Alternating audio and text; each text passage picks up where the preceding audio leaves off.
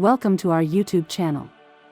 A historic and emotional day unfolded in St. Peter's Square on Sunday as Pope Leo presided over the canonization of Carlo Acutis, officially declaring him the first Catholic saint of the Millennial generation. The ceremony drew an estimated 70,000 people from dozens of countries, many of them young pilgrims who see Carlo as an inspiration for their own faith journeys.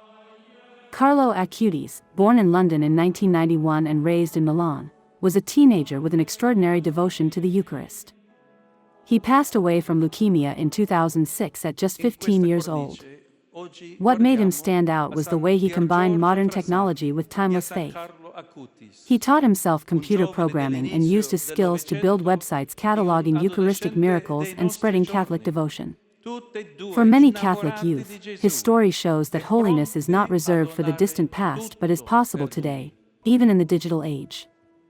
At the canonization, Pope Leo described Carlo as a boy who encountered Jesus in his family, thanks to his parents, Andrea and Antonia, who were present at the Mass alongside Carlo's siblings, Francesca and Michelle. The Pope recalled Carlo's simple yet profound faith practices, attending daily Mass, spending time in Eucharistic adoration, and frequent confession.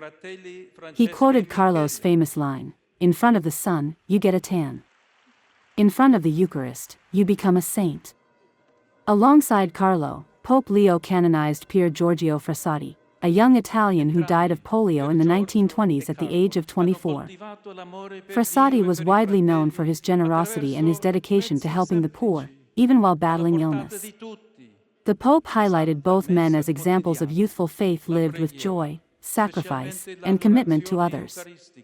Italy's President Sergio Mattarella attended the ceremony, underscoring its national and spiritual significance. Crowds filled St. Peter's Square, holding banners, flags, and pictures of Carlo and Pier Giorgio, cheering as their names were officially declared saints.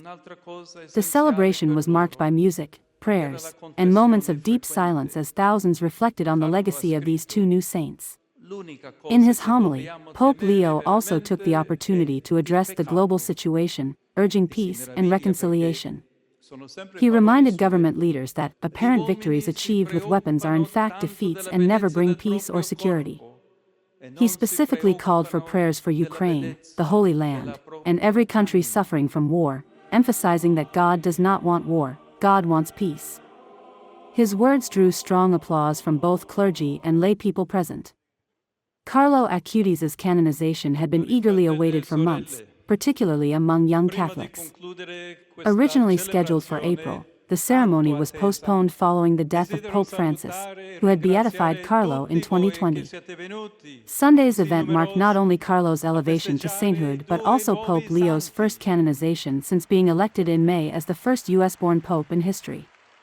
For many Catholics, this canonization represents a powerful reminder that sanctity is possible in everyday life. Carlo lived in the 21st century, used the internet, played video games, and went to school like any other teenager, yet his deep faith and selfless love made him a model for millions worldwide. With the canonization of Carlo Acutis and Pier Giorgio Frassati, Pope Leo has offered the Church two shining examples of youth who lived their short lives with profound devotion. Their legacy now stands as a beacon of hope for generations to come. For more details on this remarkable story, watch our full coverage and don't forget to subscribe to our channel. In realtà delle sconfitte e non portano mai pace e sicurezza. Dio non vuole la guerra, Dio vuole la pace.